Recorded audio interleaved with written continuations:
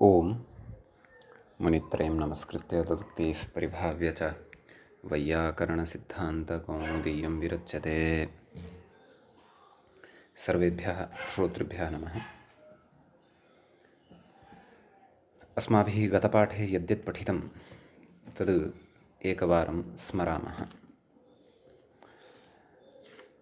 वयं वैयाकरणसिद्धान्तकौमुदीग्रन्थस्य संज्ञाप्रकरणे स्मः।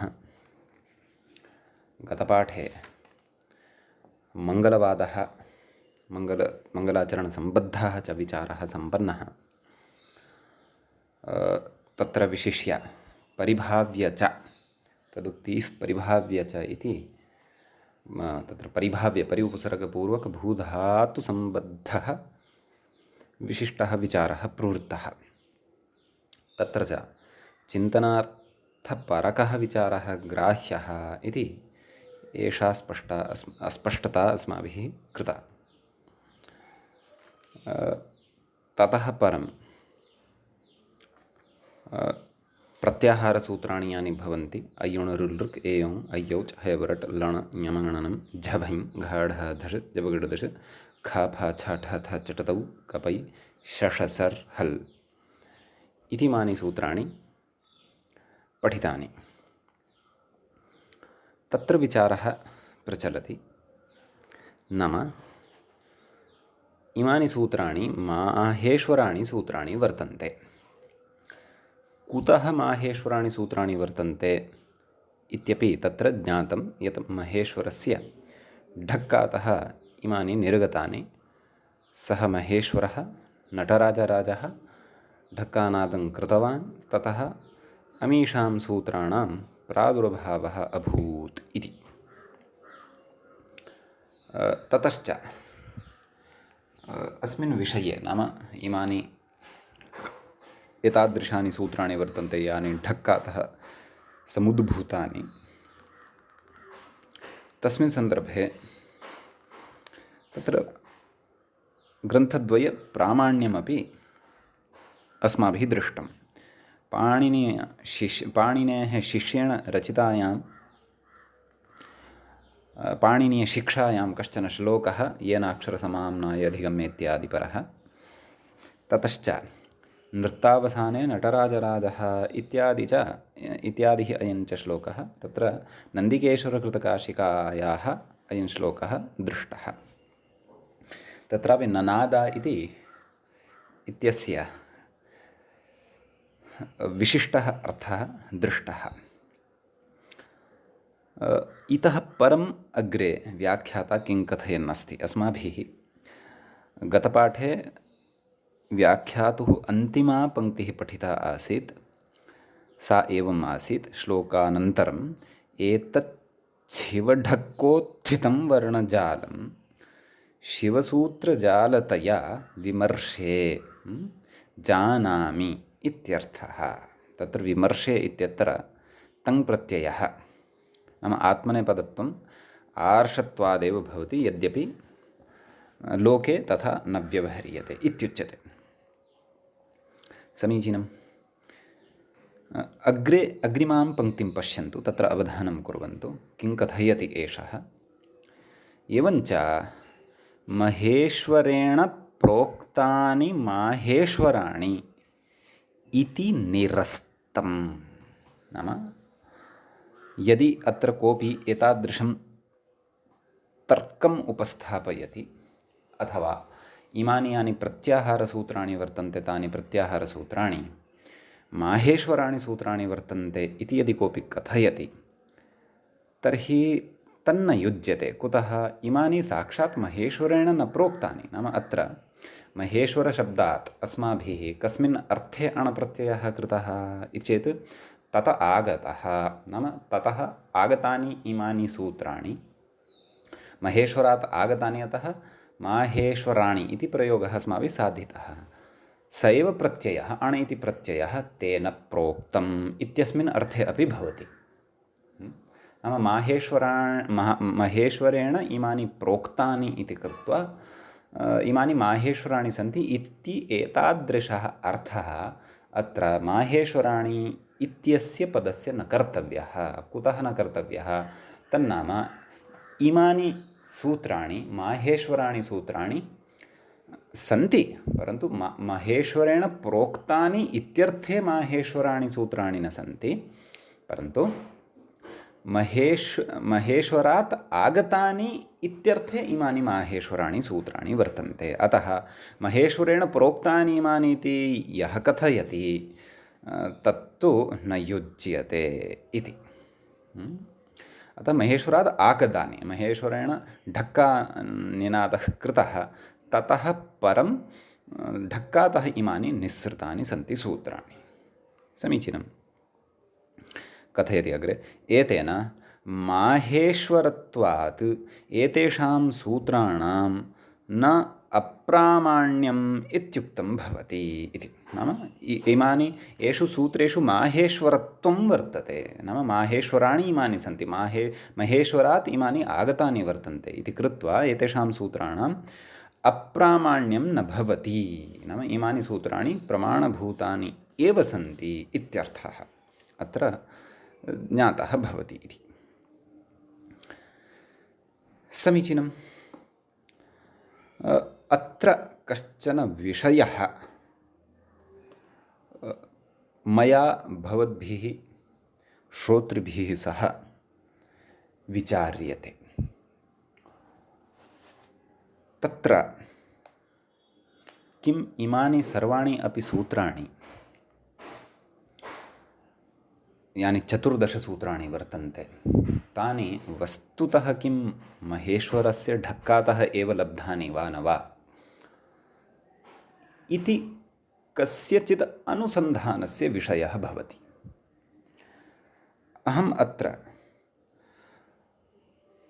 अस्मिन् विषये काचित् अन्यापि विचारधारा या वर्तते तां विचारधारां पुरस्कृत्य अपि किञ्चित् विश्लेषणं कुर्वन्ति। नाम केचन जनाः इत्थम् अपि मन्वते इति।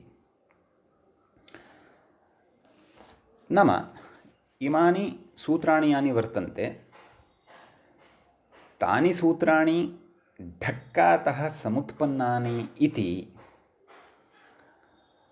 काचित् कथा एव अस्ति। अत्र वास्तविकता कियती वर्तते अथवा प्रामाणिकता कियती वर्तते इत्यत्र तु अस्ति चिन्तनीयं। यद्यपि एतेन व्याख्यात्रा तत्र पाणिनेः शिष्येण कृतायाः पाणिनीयशिक्षायाः एकः श्लोकः उद्धृतः, पुनः च नन्दिकेश्वरकृतकाशिकायाः एकः श्लोकः उद्धृतः। अनयोः उभयोः अपि ग्रन्थयोः महाभाष्यग्रन्थापेक्षया प्राचीनत्वं नास्ति। अनयोः उभयोः अपि ग्रन्थयोः महाभाष्यग्रन्थापेक्षया अर्वाचीनत्वम् एव अस्ति। पाणिनेः विषये पाणिनेः तत्र सूत्राणां विषये वा अथवा पाणिनेः ग्रामस्य विषये वा पाणिनेः पृष्ठभूमेः विषये वा किञ्चित् तस्य शास्त्रमपि प्रमाणं भवति। विशेषेण महाभाष्यग्रन्थः अपि प्रमाणं भवति। नव्यपरम्परायां तत्र भट्टोजिदीक्षितनागेशादीनाम् अनुसरणद्वारा सर्वेपि एतानि सूत्राणि माहेश्वरसूत्राणि इत्येव कथयन्ति। वस्तुतः यदि वयं महाभाष्यग्रन्थं पठेम, महाभाष्यग्रन्थम् आरम्भात् आन्तं यावत् यदि पश्येम, तर्हि परमप्रमाणभूते महाभाष्यग्रन्थे क्वापि माहेश्वराणि इमानि सूत्राणि इति व्यवहारः नास्ति। भवन्तः यदि एतं विषयं ज्ञातुम् इच्छन्ति स्वयं महाभाष्यग्रन्थम् उत्थापयन्तु। तस्मिन् महाभाष्यग्रन्थे सर्वत्र पश्यन्तु आरम्भात् आन्तं यावत् सर्वत्रापि अय्युणुरुडृक् इत्यादीनां सूत्राणां कृते तत्र प्रत्याहारसूत्राणि इत्येव निर्देशः कृतः लभ्यते इति। इमानि प्रत्याहारसूत्राणि एव वर्तन्ते। माहेश्वरसूत्राणि इति महाभाष्ये न क्वापि उक्तम्। अपि च महाभाष्ये न क्वापि च अस्याः कथायाः वर्णनं भवन्तः प्राप्स्यन्ति। का कथा? नाम पाणिनिः हिमालयं गत्वा तपश्चकार, ततः परं शिवः प्रकटीभूय तत्र ढक्कानादं कृतवान्, ततः परं तेन इमानि सूत्राणि प्राप्तानि इति। क्वचित् तु अस्यामेव कथायाम् अन्यैः इदमपि योज्यते, तदपि भवद्भिः कदाचित् श्रुतं स्यात्।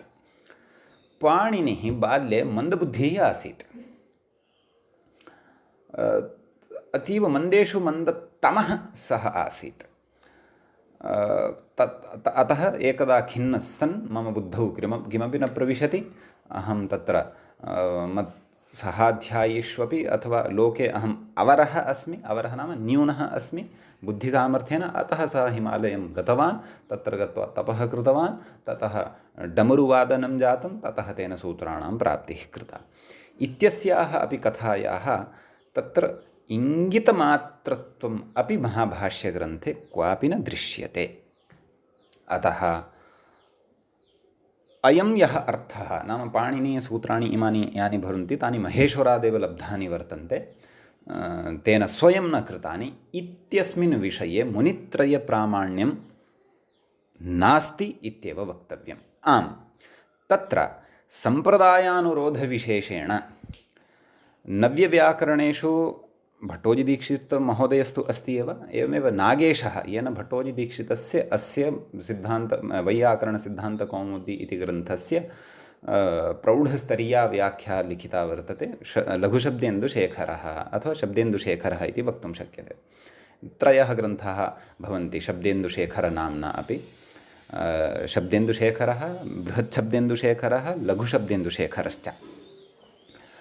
सः नागेशभट्टः, यः महाभाष्यस्य व्याख्यानस्य कस्यचित् व्याख्याता वर्तते। महाभाष्यस्य व्याख्यानं कैयटेन रचितम् एकं प्रसिद्धं व्याख्यानं प्रदीपव्याख्यानं। तस्य प्रदीपव्याख्यानस्य कैयट महाभाष्यस्य कैयटेन लिखितायाः व्याख्यायाः अपि व्याख्याता कः वर्तते? नागेशः। यतः महाभाष्यस्य स्वारस्यं यदि अवगन्तव्यं तर्हि कैयटेन विना महाभाष्यस्य स्वारस्यम् अवगन्तुं न शक्यते। महाभाष्यकारः किं कथयितुं शक्यते, किं कथयितुम् इच्छति इति वयम् अवगन्तुं न शक्नुमः। इदानीं कैयटस्य व्याख्या अपि यदि सम्यक्तया अवगन्तव्या तर्हि तदर्थं तत्र नागेशस्यापि योगदानम् अस्ति, अङ्गीक्रियते। सः कैयटस्य अपि अभिप्रायम् अस्माकं कृते सरलीकृत्य तत्र उक्तवान् अस्ति। समग्रस्य महाभाष्यस्य व्याख्यायाः व्याख्यानं सः कृतवान् अस्ति। सः तत्र यत्र यत्र महाभाष्यकारेण सूत्रकारस्य कृते महाभाष्यग्रन्थे एवम् उक्तम्, एवं तर्हि आचार्यप्रवृत्तिर्ज्ञापयति यत् अक्षु अच् ग्रहणं करोति, हल्षु हल् ग्रहणं करोति इत्यादि एवं रीत्या प्रत्याहारान्निके प्रत्याहाराणां ग्रहणसमये नाम आचार्यः आचार्यस्य प्रवृत्तिः इदं ज्ञापयति यत् सः तत्र अचां पाठं करोति अथवा हलां नाम तत्र हयव्रट् इत्यादि हलां पाठं करोति, अचाम् अयुण् ऋलृक् इत्यादीनां तत्र पाठं करोति इति यत् सः इति यद् महाभाष्यकारः कथयति, पाणिनेः सम्बोधनम् अथवा पाणिनेः सः नामग्रहणं तत्र आचार्यशब्देन करोति। एवं हि तर्हि आचार्यस्य पाणिनेः प्रवृत्तिर्ज्ञापयति, एवं बहुधा सः सकृत् कथयति। कः? महाभाष्यकारः। सः साक्षात् पाणिनेः कृते तत्र आचार्यशब्दस्य प्रयोगं करोति, परन्तु नागेशादयः केचन तत्र आचार्यशब्देन एषः आचार्यः पाणिनिः न, अपि तु एषः आचार्यः आचार्याणामपि आचार्यः यः वर्तते शिवः, सः शिवः वर्तते। अतः तेनैव प्रत्याहारसूत्राणि तस्मादेव लब्धानि वर्तन्ते, तेनैव ढक्कानादद्वारा इमानि सूत्राणि अस्माकं कृते प्रदत्तानि वर्तन्ते इति नागेशादयः कथयन्ति। परन्तु एतादृशव्याख्याने तत्र विद्वत्सु अस्ति मतभेदः। एतादृशं व्याख्यानं तत्र आचार्यशब्दस्य तत् सर्वैः स्वीक्रियते इति नास्ति, बहुभिः स्वीक्रियते, बहुभिः नापि स्वीक्रियते। अतः तदेव यैः न स्वीक्रियते तेषां मते अयमेव वादः अस्ति, यदि एषा कथा नाम पाणिना ढक्कातः सूत्राणि प्राप्तानि, यदि एषा कथा सत्यांशं भजेत तर्हि आचार्यपाणिनेः सूत्राणां व्याख्यानपरकं ग्रन्थम् अवलोक्य वा वयम् इदं ज्ञातुं शक्नुयाम। सः ग्रन्थः कः? महाभाष्यमिति। तत्र वा न्यूनातिन्यूनम् एतद्विषये किमपि प्रामाण्यं स्यात्। परन्तु महाभाष्यग्रन्थे अपि क्वापि माहेश्वरसूत्राणि इति व्यवहारः एव नास्ति। किमुत अस्याः कथायाः निवेशः? अस्याः कथायाः अपि तत्र क्वापि प्रसङ्गः न लभ्यते इति। ततः परम् अस्तु, एषा तु महाभाष्यस्य एका चर्चा। ततः परं पाणिनीयवाङ्मयमेव पश्यन्तु। तस्य पञ्चग्रन्थाः वर्तन्ते। पाणिनीयपञ्चाङ्गम् इति प्रसिद्धं वर्तते। मया गतपाठेषु तद्विषये चर्चा कृता वर्तते। के ते पञ्चग्रन्थाः भवन्तः अपि जानीयुः। तद् धातुपाठः, गणपाठः, सूत्रपाठः, तत्र पाणिनीयशिक्षा, लिङ्गानुशासनं च, इमे एते ग्रन्थाः वर्तन्ते। सर्वादौ वस्तुतः शिक्षायाः क्रमः आयाति भवतु। एवं तर्हि सः यस्मात् एतेषां सूत्राणां प्राप्तिं कृतवान् ऋषिः, किं सः ग्रन्थस्य आरम्भे वा अन्ते वा मध्ये वा क्वचिद् वा तस्मै नमस्कारमपि न कुर्यात् वा? क्वापि पाणिनिना प्रत्याहारसूत्राणां लेखनात् परं माहेश्वरसूत्राणि इति क्वापि न लिखितं।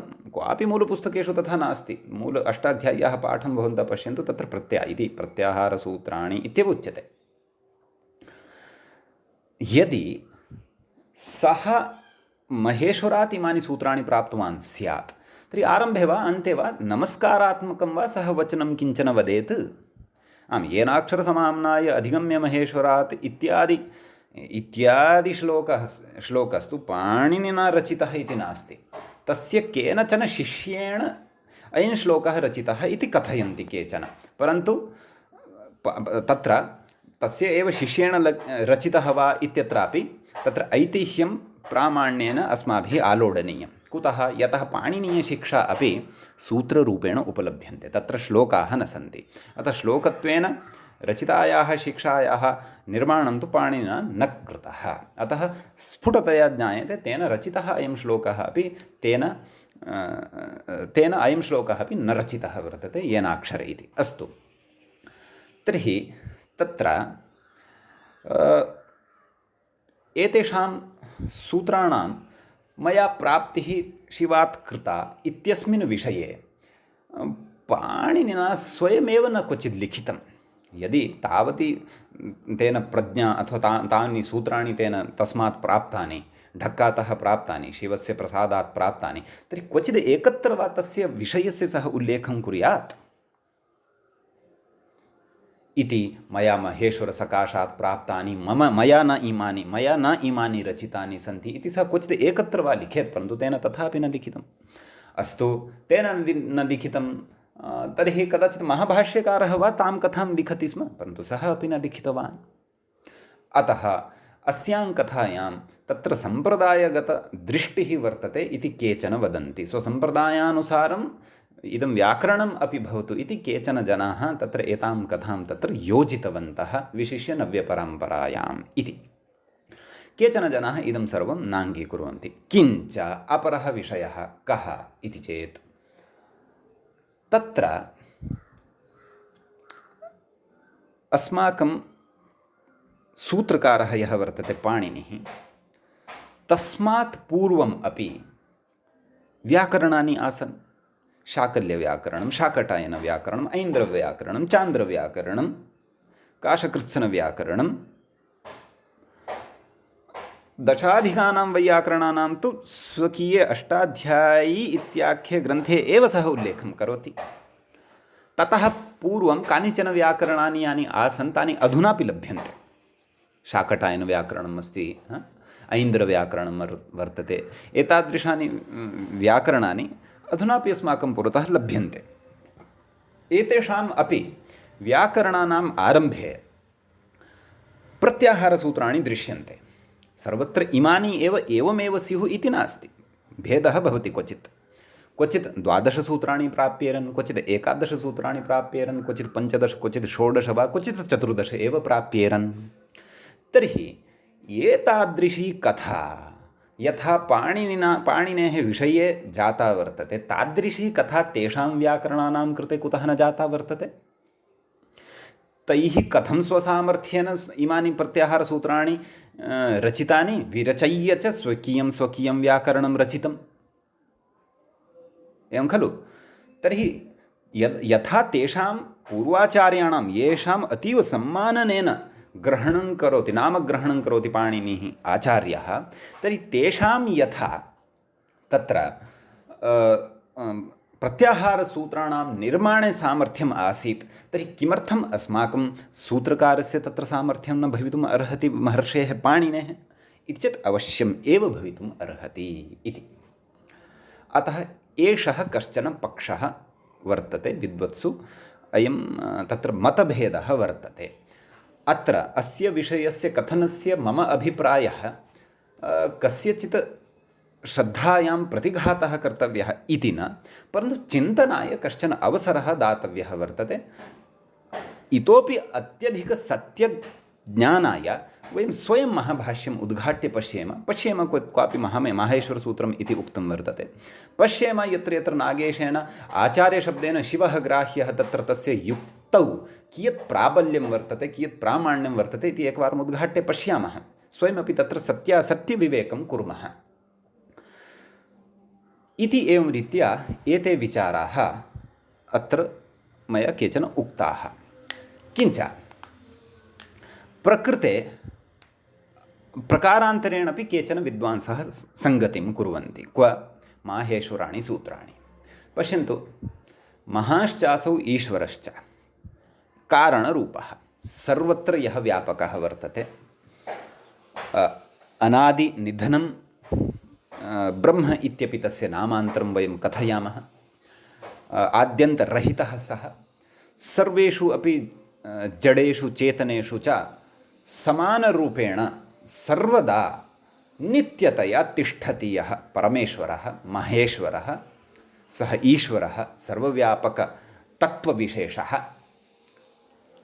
सः कारणरूपः यथा जगतः अथवा अस्य समग्रस्य अखिलाण्ड ब्रह्माण्डस्य अथवा समग्रस्य प्रपञ्चस्य यथा कारणरूपः सः ईश्वरः वर्तते, तद्वत् पाणिनेः समये पाणिनेः कार्यस्वरूपस्य पाणिनेः अपि कारणरूपः सः ईश्वरः आसीत्।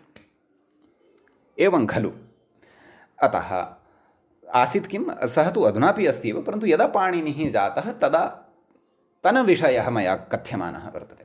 तर्हि पाणिनिना या उत्तमा बुद्धिः प्राप्ता, उत्तमं बुद्धिसामर्थ्यं यत् प्राप्तं, उत्तमं शरीरं प्राप्तं, शास्त्राणि सर्वाणि अपि योगबलेन तत्र आलोडयितुं यद् विशिष्टं विलक्षणं च सामर्थ्यं प्राप्तं, तस्य सामर्थ्यस्य कारणरूपः कः इति चेत् सः महेश्वरः एव भवति। समीचीनम्।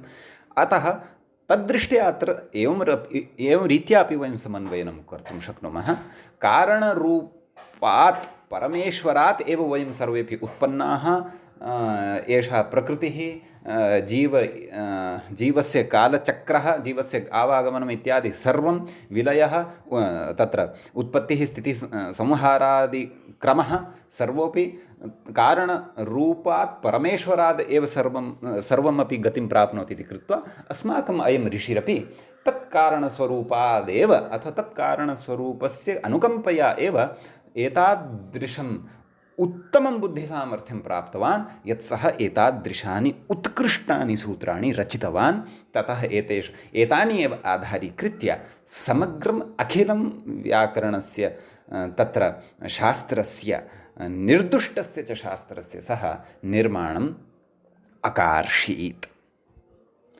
एवं तर्हि अत्र विविधाः पक्षाः ये आसन् ते मया भवतां पुरतः उपस्थापिताः।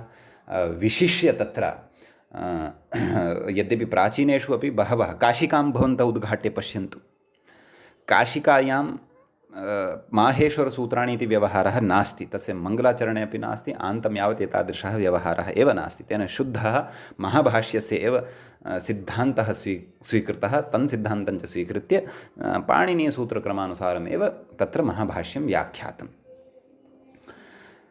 एवं खलु। एवमेव तत्र सद्यः एव सार्धैकशतात् पूर्वं कश्चन महापुरुषः अस्मिन् लोके अभूत्, स्वामी दयानन्दसरस्वती महोदयः। सः अपि महाभाष्यपरम्परां, काशिकां याः परम्परां च एव आदाय अत्र इमानि सूत्राणि पाणिनिकृतानि एव भवन्ति इति मतं दृढतया पोषयति। तदनुयायिनश्च नव्यपरम्परायां तु भट्टोजिदीक्षित नागेशादयः तु एतां विचारधारम् आवहन्ति यत् इमानि सूत्राणि ढक्कातः उत्पन्नानि वर्तन्ते। भवतु, एतेषां काशिकाग्रन्थकारादीनां तदनुयायिनाम् अपि च कौमुदी ग्रन्थकारादीनां तदनुयायिनां च एषः कश्चन मतभेदः अस्ति। एतं मतभेदं वयमपि जानीमः, तद् विज्ञाय अग्रे वयं प्रवर्तनं कुर्मः। अस्माभिः मतद्वये अपि यत्र अस्माकं श्रद्धा वर्तते तद् मतद्वयं वयम् अवश्यं गृहीतुं शक्नुमः, तत्र क्लेशः नास्ति। मतद्वये किञ्चन एकं मतम् अवश्यं तत्र वयं गृहीतुं शक्नुमः, स्वीकर्तुं शक्नुमः। सः विषयः अस्माकं श्रद्धायाः वर्तते, परन्तु अवश्यं तत्र सत्यस्य परिज्ञानाय तु अस्माभिः प्रयत्नः नूनमेव कर्तव्यः इति मम कश्चन श्रोतृषु आग्रहः। अपि च प्रसङ्गवशात् तत्र किञ्चित् इतोपि उच्यते। कौमुदीग्रन्थे अष्टाध्यायीक्रमानुसारं सूत्राणि न सन्ति, कौमुदीग्रन्थे प्रक्रियानुसारं सूत्राणि वर्तन्ते। प्रक्रियायाः स्वकीयं किञ्चन महत्त्वं भवति, अष्टाध्याय्याः प्राचीनस्य क्रमस्य च स्वकीयं किञ्चन महत्त्वं भवति। तत्र वस्तुतः प्रक्रियायाः अपेक्षा प्राचीनक्रमे अपि भवत्येव। यतः प्रक्रियां विना प्राचीनव्याकरणं वयं पठितुं न शक्नुमः, प्रक्रिया अपेक्षिता एव। कस्यचित् सूत्रस्य किम् उदाहरणमस्ति, तस्मिन् उदाहरणे कथं सूत्राणां प्रवृत्तिः वर्तते इति चेत् तदा प्रक्रियाक्रमः अस्माकं पुरतः अपेक्षितः एव, अन्यथा वयं प्राचीनस्य व्याकरणस्य अवगमनं न कर्तुं शक्नुमः। अस्तु, नव्यव्याकरणे अत्र कौमुद्यां प्रक्रियाक्रमानुसारमेव सूत्राणि उक्तानि सन्ति। अत्र यदि प्राचीनक्रमः अस्माकं बुद्धौ नास्ति तर्हि वयम् अत्रत्यं प्रक्रियाक्रमं नावगन्तुं शक्नुमः।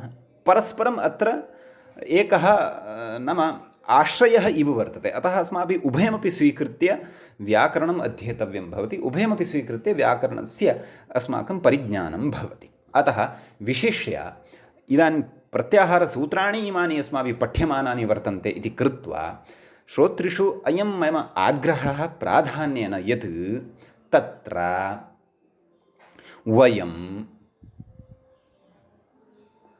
अष्टाध्यायीं पुरस्कृत्य एव कौमुदीं पठेम। न्यूनात् न्यूनं यत् सूत्रं पठ्यमानं वर्तते तत् सूत्रम् अष्टाध्याय्यां क्व वर्तते, ततः प्राक्तनानि सूत्राणि कानि, ततः अनन्तरं विद्यमानानि सूत्राणि कानि, अष्टाध्याय्यां कस्मिन् प्रकरणे इदं सूत्रं पठितं वर्तते इति। अष्टाध्याय्यामपि अतीव व्यवस्थितरूपेण प्रकरणानि उपनिबद्धानि वर्तन्ते। समीचीनम्। अतः अष्टाध्याय्याः क्रमबोधः नूनमेव अपेक्षितः। कथं तस्य अपेक्षा वर्तते इति भवन्तः उत्तरोत्तरं द्रक्ष्यन्ति एव। अतः तं क्रमं वयं मनसि संस्थाप्य अत्र प्रवृत्तिं कुर्याम, ततः परम् एव अत्र कौमुद्याः क्रमस्य अपि अवगमनं भविष्यति। अतः तत्र वयं तत्त्वग्रहणपराः सन्तः व्याकरणविद्यायाः अर्जनं कुर्वन्तः प्राचीन सूत्रक्रमः यः वर्तते तं पुरतः संस्थाप्य प्रक्रियाक्रमं च इतः विज्ञाय तत्र निश्चयेन एव प्रकृष्टतया व्याकरणस्य ज्ञानस्य अर्जनं कर्तुं शक्नुमः। तत्र नास्ति क्लेशः। अयं च प्रक्रियाक्रमः प्राचीनैरपि आश्रितः वर्तते, आश्रयणीयः एव च भवति, अन्यथा गतिः न भवति। महाभाष्यादिषु प्रक्रियाविषयिणी चर्चा अथवा प्रक्रियामादाय एव तत्र सिद्धान्तानाम् अपि चर्चा उपस्थापनं वा कृतं भवति। विशेषेण अग्रे भवतां स्पष्टता भविष्यति, यथा यथा ग्रन्थे प्रवेशः भविष्यति प्रसङ्गानुरोधेन किञ्चिदत्र उक्तं। तर्हि प्रत्याहारसूत्राणां विषये एषा काचित् चर्चा तत्र भवत्सु मया उपस्थापिता। इदानीं वयं व्याख्याता अग्रे किं कथयन्नस्ति, कं विचारं प्रति अस्मान् नयन्नस्ति तं विषयं पश्यामः। कथयति ननु इत्यत्र आयान्तु। एतेन इतः प्राक्तनपङ्क्तिः आसीत्, एतेन माहेश्वरत्वात् एतेषां सूत्राणां न अप्रामाण्यम् इत्युक्तं भवति इति उक्तं खलु। ततः परम् इदानीम् उच्यमानं वर्तते ननु एवमपि अनर्थकवर्णराश्यात्मकानाम् येषां सूत्राणां वैयाकरणसिद्धान्तप्रकाशने उपयोगाभावात् इह तदुपन्यासः व्यर्थः इति। नाम कश्चन पूर्वपक्षः उपस्थाप्यते। तत्र व्याख्यातुः शैली भवति, व्याख्याता कथं व्याख्यानं करोति तत्र तस्य कश्चन प्रकारः भवति। व्याख्यानं तत्र व्याख्यानस्य अपि किञ्चन लक्षणं भवति। तद्लक्षणमेव आदाय अस्माभिः वस्तुतः किञ्चन शास्त्रं पठनीयं भवति। स्वयमपि च यदा व्याख्यानं कर्तव्यं भवति तर्हि तद्व्याख्यानमादाय एव अस्माभिः प्रवर्तनीयं भवति। अतः तत्र पदच्छेदः पदार्थोक्तिः तत्र विग्रहोऽथ वाक्ययोजना पूर्वपक्षोऽथ समाधानं षड्विधं व्याख्यानं स्मृतम् एवं रीत्या उच्यते। षड्विधानि षड् लक्षणानि नाम षट् सोपानानि भवन्ति व्याख्यानस्य। अहं क्रमशः एकमेकं वदामि। पूर्वपक्षः उपस्थापनीयः। नाम तत्र पूर्वपक्षे काचित् आपत्तिः प्रकट्यते। नाम यदि एवं नास्ति तर्हि एवं कथम्, अथवा इदं किमर्थम्, इदं कुतः, एतत् सर्वं पूर्वपक्षे उपस्थाप्यते। पूर्वपक्षः आदिमः नास्ति, पदच्छेदः आदिमः अस्ति। श्लोकं स्मरामः। श्लोकस्य कथम् आसीत्? पूर्वपक्षः इति तु मया दोषवशात् द्वितीयायाः पङ्क्तेः आरम्भः उक्तः। अत्र कथं वक्तव्यं? पदच्छेदः पदार्थोक्तिः एवं रीत्या व्याख्यानलक्षणपरकस्य श्लोकस्य आरम्भः वर्तते। पदच्छेदः नाम सर्वादौ यस्य सूत्रस्य वयं व्याख्यानं कुर्वन्तः स्मः तस्य पदच्छेदः क्रियते। पदार्थोक्तिः तत्र पदानि यानि वर्तन्ते तेषां कः अर्थः, अपि च कः पदपरिचयः, तत्र कः मूलशब्दः, किं प्रातिपदिकं, तत्र का विभक्तिः, किं वचनं, किं लिङ्गम् इति सर्वं तत्र चर्च्यते। पदार्थोक्ति। ततः विग्रहः। यदि तत्र समासः वर्तते तर्हि तस्य विग्रहः कर्तव्यः भवति। ततः परं पदच्छेदपदार्थोक्ति वाक्ययोजना। मिथः शब्दानां सम्बन्धः। कश्शब्दः कस्य विशेष्यत्वं भजते, कश्शब्दः कस्य विशेषणत्वं भजते इत्यादि विषयस्य तत्र परिज्ञानं भवति अस्माकम् अपेक्षितं। ततः परम् आगच्छति पूर्वपक्षः। एतावत् सर्वम् उक्त्वा तत्र पूर्वपक्षः उपस्थाप्यते। पूर्वपक्षम् आदाय ततः परं तस्य उत्तरपक्षत्वेन समाधानं क्रियते। एवं रीत्या यदा अस्माभिः क्वचित् व्याख्यानं क्रियते कस्याश्चित् पङ्क्तेः वा कस्यचित् श्लोकस्य वा कस्यचित् सूत्रस्य वा, तर्हि तद्व्याख्यानं नितान्तं तत्र बुद्धिगम्यं भवति, सरलं भवति, अस्माकं च तत्र अवगमनं सम्भवति। समीचीनम्। अतः तत्र उच्यते तदेव तादृशः एव कश्चन पूर्वपक्षः। यद्यपि अत्र सद्यः सूत्रं नारब्धं वर्तते, सूत्राणि तु तत्र प्रत्याहारसूत्राणि एव एतावत् पर्यन्तम् उक्तानि वर्तन्ते। नाम प्रत्याहारसूत्रात् परं तत्र वृद्धिरादेः च देङ्गुणः इत्यादीनां सूत्राणाम् एतावता आरम्भः न जातः वर्तते। एतानि प्रत्याहारसूत्राणि यानि वर्तन्ते तानि प्रत्याहारसूत्राणि आदाय एव कश्चन पूर्वपक्षः अत्र उपस्थाप्यमानः वर्तते। तत्र कथयति ननु एवमपि अनर्थकवर्णराश्यात्मकानां, नाम इमानि सूत्राणि यानि वर्तन्ते इमानि सूत्राणि अनर्थकवर्णराश्यात्मकानि वर्तन्ते। अनर्थकाः वर्णाः राशिः तत्र आत्मनि वर्तन्ते, येषां तानि इमानि सूत्राणि अनर्थकवर्णराश्यात्मकानि वर्तन्ते। अर्थात् सरलतया अस्य पदस्य अर्थं कथयामि चेत् एते ये वर्णाः एतेषु सूत्रेषु पठिताः अ इ उ ण र ऋ लृ इत्यादयः ये वर्णाः पठिताः वर्तन्ते ते वर्णाः तेषां कः अर्थः भोः? अयुण् अ इ उ ऋ लृ पार्थक्येन एतेषां वर्णानां कश्चन अर्थः नास्ति खलु। अर्थः अपि कस्यचित् वर्णस्य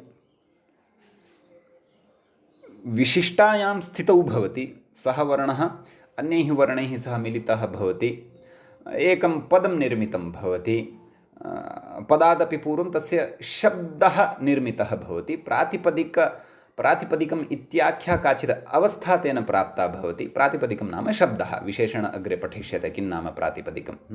काचित् अवस्था तत्र निर्मिता भवति, शब्दत्वं तेन प्राप्तं भवति, वर्णानां सङ्घातः नाम समूहः शब्दरूपं गृह्णाति, ततः तस्मात् कश्चन अर्थः उदेति, अर्थः अस्माभिः स्फुटतया ज्ञायते। परन्तु प्रकृते तु एते शब्दाः अत्र पठिताः वर्तन्ते अ इ उ ण ऋ लृ इति। येषां तु कश्चन अर्थः एव न ज्ञायते। अतः कथयति येषां सूत्राणां वैयाकरणसिद्धान्तप्रकाशने उपयोगाभावात्। नाम तर्हि कथम् इमानि सूत्राणि यानि वर्तन्ते तानि तत्र वैयाकरणानां तत्र सिद्धान्ताः ये वर्तन्ते तेषां सिद्धान्तानां प्रकाशनम् इमानि सूत्राणि कथं वा कर्तुं शक्नुयुः? यदि इमानि सूत्राणि अर्थयुक्तानि स्युः तदैव खलु तत्र वैयाकरणानां ये सिद्धान्ताः सन्ति तेषां सिद्धान्तानां प्रकाशनं स्यात्। अतः अनर्थकानि सन्ति इमानि प्रयोगरहितानि उपयोगरहितानि सन्ति। उपयोगाभावात् इह तदुपन्यासः व्यर्थः। अतः एतेषां तत्र उपन्यासः नाम अत्र पठनम् एतेषां सूत्राणाम् अत्र कथनं व्यर्थं स्यात् इति तत्र पूर्वपक्षम् उपस्थाप्य उच्यते। भोः इमानि अनर्थकानि न सन्ति, दृश्यन्ते अनर्थकानि, परन्तु विशिष्टं महत् किञ्चन प्रयोजनम् अत्र सूत्रकारेण एतानि सूत्राणि आदाय साधितं वर्तते इति। किमाह कथयति? अणादिसंज्ञार्थानि इति मूले उक्तं पश्यन्तु।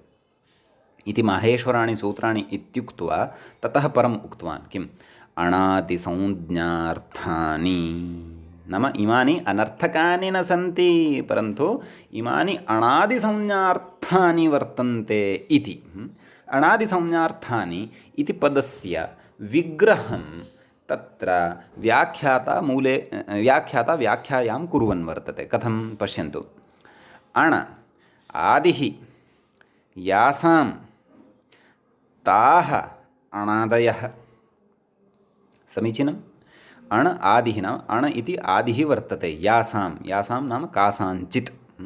स्त्रीलिङ्गे यद् इति शब्दस्य षष्ठीविभक्तेः बहुवचने भवति यासाम् इति। ताः अणादयः, ताः काश्चन वर्तन्ते, ताः अणादयः वर्तन्ते। ताः काः तत्तु अग्रे स्पष्टीभविष्यति यदा पूर्णतया विग्रहः ज्ञातः भवति। अग्रे कथयति अणादयश्च ताः संज्ञाश्च अणादिसंज्ञाः इति। कर्मधारयसमासः वर्तते अत्र। समासानां विषये विस्तरेण अग्रे पठिष्यते अस्माभिः। तर्हि किं कथयति? अणादयश्च ताः संज्ञाश्च। आदौ तु बहुव्रीहिद्वारा अणादयः इत्यत्र बहुव्रीहिसमासः कृतः। अण आदिः यासां ताः अणादयः नाम तादृश्यः संज्ञाः याः संज्ञाः अणादयः वर्तन्ते। आदिशब्देन तत्र अन्याः अपि अण अच अक अल् इत्यादयः अन्याः अपि संज्ञाः गृह्यन्ते। समीचीनम्। अणादयश्च ताः संज्ञाश्च अणादिसंज्ञाः इति एवं खलु। नाम इमाः अणादयः संज्ञाः वर्तन्ते। ताः अणादिसंज्ञाः ताः नाम अणादिसंज्ञाः याः वर्तते ताः अर्थः अर्थात् कथयति अग्रे। अर्थशब्दस्य अर्थं कथयति। अर्थः नाम प्रयोजनं। ताः काः ताः अणादिसंज्ञाः। अणादिसंज्ञाः काः? अण आदिः यासां ताः अणादयः, अणादयश्च इमाः संज्ञाश्च अणादिसंज्ञाः। अतः ताः अणादिसंज्ञा, ताः इत्यत्र विसर्गलोपः कृतः वर्तते शाकल्यमते। विसर्गलोपः वस्तुतः इति न वक्तव्यं, यलोपः इति भवति। तत् प्रक्रियायां कथं भवति अग्रे वयं ज्ञास्यामः। ताः अर्थः नाम प्रयोजनं येषां तानि अणादिसंज्ञार्थानि इति। तर्हि अणादिसंज्ञा पुनः अत्र बहुव्रीहि उच्यते। पश्यन्तु, सर्वादौ बहुव्रीहिः कृतः, केवलं सर्वादौ अणादयः एतावदेव साधितं। तत्र बहुव्रीहिः। पुनः कर्मधारयेण विग्रहः कृतः, कर्मधारयसमासः। अणादयश्च ताः संज्ञाश्च अणादिसंज्ञाः। ततः पुनः बहुव्रीहिः कृतः, ताः अर्थः। ताः नाम कः? काः? अणादिसंज्ञाः। ताः अणादिसंज्ञाः अर्थः प्रयोजनं। प्रयोजनार्थे प्रयुज्यमानः अर्थशब्दः अत्र एकवचने उपयुक्तः वर्तते। एकवचनत्वेन तस्य प्रयोगः भवितुमर्हति। कथं भवितुमर्हति सर्वम् अग्रे स्पष्टीभविष्यति। ताः अर्थः प्रयोजनं येषां, येषां केषां? प्रत्याहारसूत्राणाम् अथवा ग्रन्थानुसारं माहेश्वरसूत्राणां। तानि माहेश्वरसूत्राणि अणादिसंज्ञार्थानि वर्तन्ते इति। एवं रीत्या अत्र विग्रहः प्रदर्शितः। कस्य? अणादिसंज्ञार्थानि इत्यस्य वचनस्य। ये तु पूर्वं भवन्तः समासादिज्ञानं किञ्चित् आवहन्ति तेषां तु इदं स्पष्टं स्यात्। अस्तु, तर्हि येषां समासादिज्ञानं नास्ति ते अस्य पदस्य सामान्येन अर्थम् अवगच्छन्तु। कस्य? अणादिसंज्ञार्थानि। अर्थात् इमानि सूत्राणि व्यर्थानि न सन्ति, परन्तु अग्रे अण् अच् अक् अल् हल् इत्यादयः प्रत्याहाराः निर्मातव्याः वर्तन्ते। तेषां प्रत्याहाराणां निर्माणाय एतेषां प्रत्याहारसूत्राणाम् अथवा माहेश्वरसूत्राणां तत्र योगदानं वर्तते इत्यर्थः। समीचीनम्। अग्रे कथयति व्याख्याता, अनर्थकवर्णराशित्वेपि, नाम अनर्थकवर्णराशित्वेन इमानि पठितानि सन्ति। अतः अनर्थकवर्णराशित्वेपि येषां सूत्राणां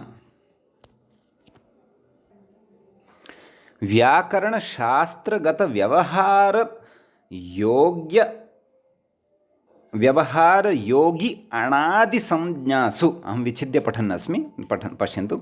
अनर्थकवर्णराशित्वेपि नाम एतेषां, सत्यम् अङ्गीकुर्मः, अत्र एतेषां कश्चन अर्थविशेषः नास्ति, न च अर्थविशेषः अत्र एतेषां कश्चन विवक्षितः वर्तते सूत्रकारेण। अतः अनर्थकवर्णराशित्वेपि येषां सूत्राणां व्याकरणशास्त्रगतव्यवहारोपयोग्यणादिसंज्ञासु, अर्थात् व्याकरणं यद्वर्तते, व्याकरणशास्त्रं यद्वर्तते, तस्मिन् व्याकरणशास्त्रे उपयोगः भवति यासाम् अण् अच् अक् अल् इत्यादि संज्ञानां तासु संज्ञासु, नाम तत्र तासां संज्ञानां निर्माणाय। काः संज्ञाः? अण् अच् अक् अल् इत्यादि प्रत्याहारसंज्ञाया वर्तते। तासु संज्ञासु उपयोगात् न आनर्थक्यम् इति भावः। भोः, अण् अच् अक् अल् इत्यादयः संज्ञाः, नाम इत्यादयः प्रत्याहाराख्याः संज्ञाः तत्र अग्रे, नाम इमे प्रत्याहाराः अग्रे निर्मातव्याः वर्तन्ते।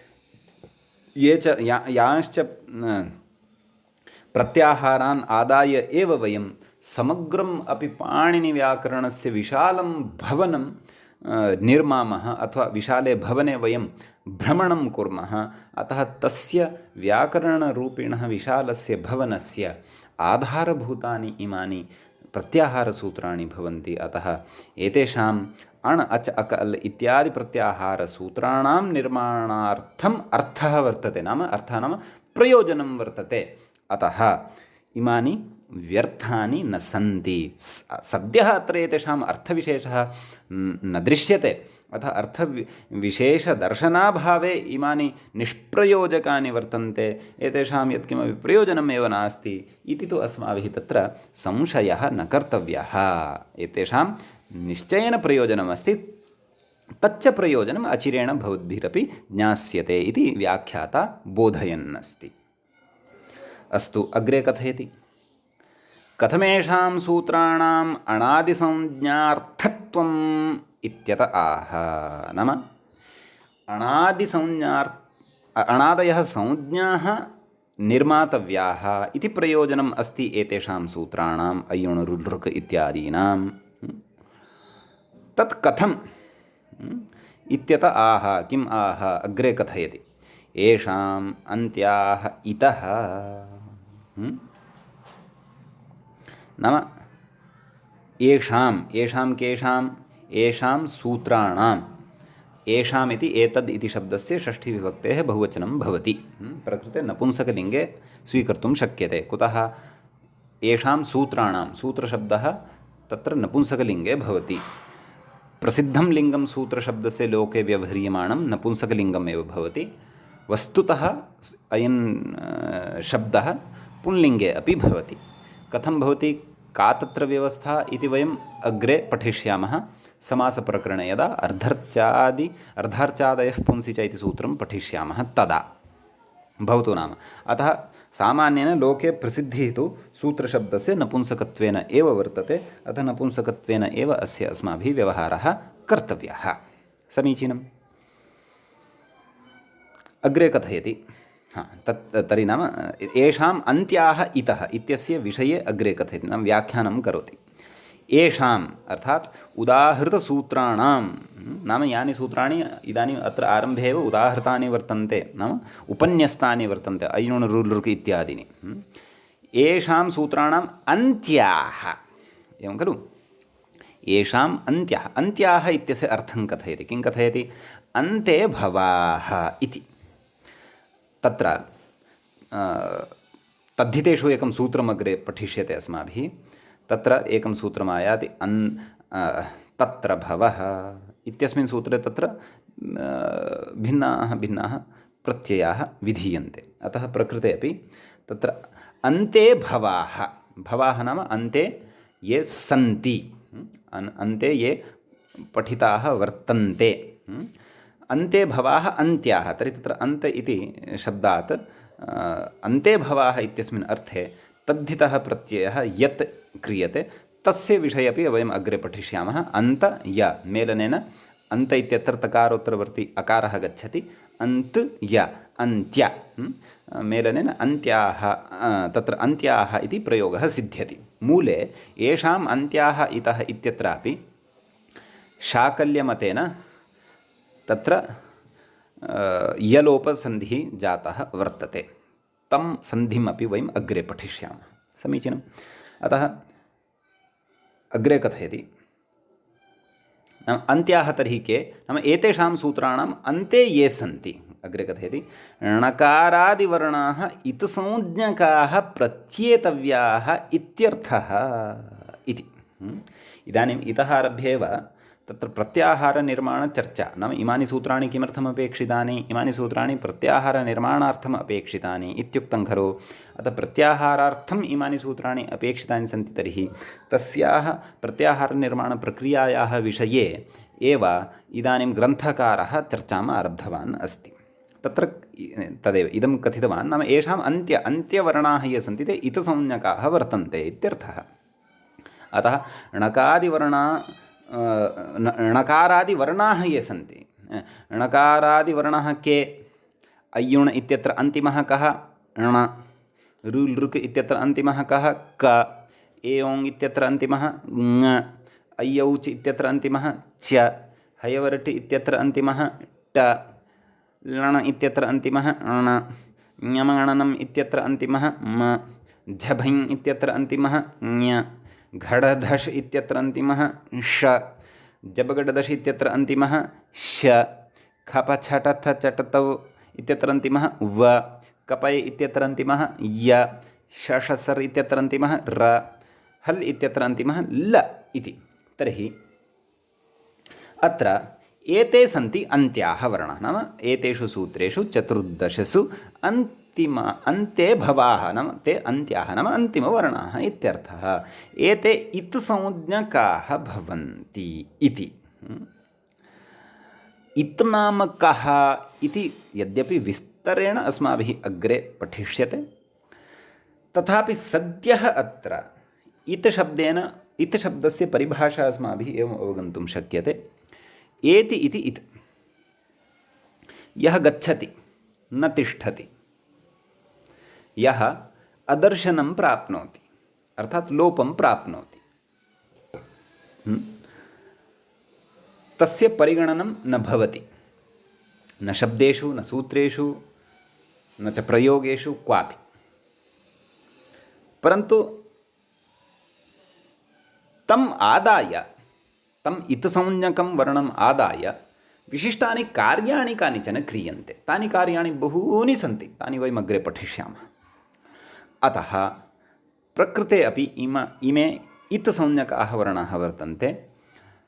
एतानि इत्संज्ञकान् वर्णान् आदाय अपि अत्र विशिष्टं प्रयोजनम् अग्रे साधनीयं वर्तते। एतेषां कारणेन एव तत्र प्रत्याहाराणां निर्माणं भवति इति। अतः किं कथयति?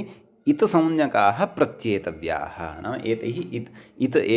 एतेषां सूत्राणाम् इत्संज्ञा विधीयते। इत्संज्ञा केन सूत्रेण विधीयते इति अचिरेण अस्माभिः अग्रे पठिष्यते। समीचीनम्। अग्रे कथयति लणसूत्रे अकारश्च इति। अग्रे कथयति, मूले उक्तं खलु लणसूत्रे अकारश्च, अग्रे किं कथितवान्? इतः इत्यनुषज्यते, नाम प्राक्तनपङ्क्तौ येषाम् अन्त्याः इतः, तत्र इतः इति बहुवचने अस्ति, तत्र अन्त्याः इत्यस्य विशेषणम् अस्ति तत्र इतः इति, इतौ इतः इत्येवं रूपेण। अतः तद् अत्रापि अनुषज्यते इत्यर्थः, नाम तस्यापि अत्र अन्वयः भवति, सः अत्रापि संयुक्तः भवति इतः इति। यद्यपि तत्र बहुवचने अस्ति, अत्र एकवचनेन तस्य अनुशक्तिः भवति इत्यर्थः। नाम तस्य अत्रापि अनुवर्तनवशात् वाक्यस्य परिपूर्तिः क्रियते इत्यर्थः। अतः ततः एकवचने आगच्छति, तदा अस्य वाक्यस्य पूर्णतया इदं वाक्यं कथं भवति? लणसूत्रे अकारश्च इत् इति। लणसूत्रे नाम अय्युण् ऋलृक् एयौ अय्यौ च हयवरट् लण् इत्यस्मिन् सूत्रे लकारोत्तरवर्ती यः अकारः वर्तते तस्यापि इत् संज्ञा भवति इत्यर्थः। समीचीनम्। अग्रे कथयति, तदेव यः विषयः मया उक्तः व्याख्यात्रापि सः एव उच्यमानः वर्तते, अथवा एवम् अवगच्छन्तु, व्याख्यात्रा यद् उच्यमानं वर्तते सः विषयः मया पूर्वमेव उक्तः। पङ्क्तिम् अधुना पठामि। तच्च एकवचनान्ततया विपरिणम्यते, नाम पूर्वं तत्र बहुवचनम् अस्ति इतः इति, येषाम् अन्त्याः इतः। इदानीं लणसूत्रे तु अकारः एव एकः तत्र इत्संज्ञकेन उच्यमानः वर्तते इति कृत्वा अत्र तु एकवचनत्वेन एव व्यवहारः भविष्यति। लणसूत्रे यः लकारात् परः विद्यमानः अस्ति अकारः, सः इत्संज्ञकः भवति इत्यर्थः। अग्रे कथयति व्याख्याता, लणसूत्रे लकारात् परः अकारश्च इत्संज्ञकः प्रत्येतव्यः इत्यर्थः। प्रत्येतव्यः नाम ज्ञातव्यः इति। अतः यथा एते अन्त्याः वर्णाः तत्र इत्संज्ञकाः वर्तन्ते, अय्युण् इत्यत्र ण, ऋलृक् इत्यत्र क, एवं सर्वत्र, तद्वत् लण इत्यस्मिन् सूत्रे अन्तिमः णकारः तु इत्संज्ञकः अस्ति एव। कुतः? यतः सः अन्त्यः वर्तते। परन्तु लकारोत्तरवर्ती यः अकारः अस्ति तत्र तस्यापि इत्संज्ञा वर्तते इत्यर्थः। किमर्थं तत्र मध्ये विद्यमानस्य एव अकारस्य इत्संज्ञा भवति इत्यस्य प्रयोजनं तु अग्रे वक्ष्यते। अस्तु, ततः किं कथयति अग्रे पश्यन्तु। अनन्त्यत्वात् पृथक् प्रतिज्ञा, नाम अयम् अकारः अन्त्ये नास्ति। अतः प्राक्तनपङ्क्तौ यद् उक्तं मूलकारेण किं येषाम् अन्त्याः इतः, तेन वचनेन तु नाम एतेषां सूत्राणां ये अन्तिमवर्णाः वर्तन्ते तेषाम् एव इत्संज्ञा सिद्ध्यति स्म तेन वचनेन। अतः अत्र पृथक्तया तत्र लण इत्यस्मिन् सूत्रे यः अकारः अन्तिमः नास्ति तस्यापि तत्र इत्संज्ञायाः परिचयार्थं तत्र पृथक्तया इदं वचनं कृतम्। एषा पृथक्तया एषा प्रतिज्ञा कृता इति। प्रतिज्ञा इत्यनेन प्रकृते अवगमनविशेषः अथवा उल्लेखविशेषः इत्येव अर्थः अत्र स्वीकर्तव्यः। सङ्कल्पविशेषः इति अर्थः तत्र दार्ढ्येन यः लोके अस्माभिः स्वीक्रियते सः अर्थः अत्र न स्वीकर्तव्यः। समीचीनम्। अग्रे कथयति, ननु लणसूत्रे एव अकारस्य इतसंज्ञकत्वे हयवरेत्यादौ पुनः पुनः अकारोच्चारणस्य किं प्रयोजनम्? अस्तु, भवान् कथयति लण इत्यस्मिन् सूत्रे, भवान् नाम ग्रन्थकारः, लण इत्यस्मिन् सूत्रे लकारोत्तरवर्ती यः अकारः वर्तते सः इतसंज्ञकः वर्तते इति। समीचीनं। तर्हि अन्यत्रापि अकारः दृश्यते खलु। हयवर हकारानन्तरम् अकारः अस्ति, यकारानन्तरम् अकारः अस्ति, रेफानन्तरम् अकारः अस्ति, वकारानन्तरम् अकारः वर्तते। तेषां का गतिः? तदेव कथयति, ननु लणसूत्रे एव अकारस्य इतसंज्ञकत्वे हयवर इत्यादौ पुनः पुनः अकारोच्चारणस्य किं प्रयोजनं भोः इत्यत आह। अतः एतादृशशङ्कायां जातायां कथयति। किं कथयति? हकारादिषु अकारः उच्चारणार्थः इति। नाम येषु हकारादिषु यः अकारः वर्तते सः केवलाय उच्चारणाय एव वर्तते, वस्तुतः सः तत्र नास्ति इत्येव चिन्तनीयम्। अग्रे कथयति, किं कथयति? हकारादीनां सुखोच्चारणार्थं पुनः पुनरकारपाठः इत्यर्थः। नाम सुखपूर्वकरूपेण हयवरट ज्ञमगणनं झभै घाढ धश सर्वत्र पश्यन्तु भवन्तः, सर्वत्र व्यञ्जनात् परः अकारः वर्तते। घडदश जबगडदश खपः छठ थ चटतौ कपै शष सर् हल् एतावत् पर्यन्तं लण इत्यत्रापि वर्तते, परन्तु सः इतसंज्ञकः वर्तते। अन्यत्र विद्यमानाः तु इतसंज्ञकाः न वर्तन्ते। अन्यत्र विद्यमानाः ये अवर्णाः वर्तन्ते ते अवर्णाः केवल तत्र उच्चारणसौकर्यदिशा एव पठिताः वर्तन्ते, अन्यत् तत्र प्रयोजनं नास्ति। अग्रे कथयति, अन्यथा ह य व ऋ इत्येवं क्लिष्टोच्चारणापत्तेः इति भावः। अन्यथा यदि तत्र सः अकारः न पठ्येत सूत्रकारेण तर्हि कथं हयवरट् इति सूत्रं पठनीयं स्यात्? तर्हि हयवृ हयवृट् इति। तथा चेत् एषः किं वदन् अस्ति इति बोधः एव न जायेत कस्य श्रोतुः। एवं मुखे एव किमपि किमपि मिण्मिण् करोति, अतः मुखे एव अस्य वर्णानां विलयः जायमानः वर्तते, स्पष्टतया बोधः एव न स्यात् उच्चारणवेलायाम्।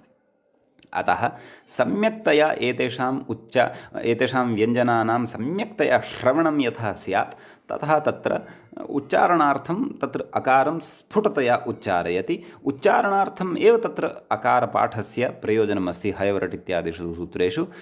अन्यः यः कोऽपि अन्यत् यत्किमपि प्रयोजनं तत्र नास्ति। परन्तु लण इत्यस्मिन् सूत्रे लकारात् परः यः अकारः तस्य तु नितान्तं प्रयोजनं वर्तते एव। समीचीनं।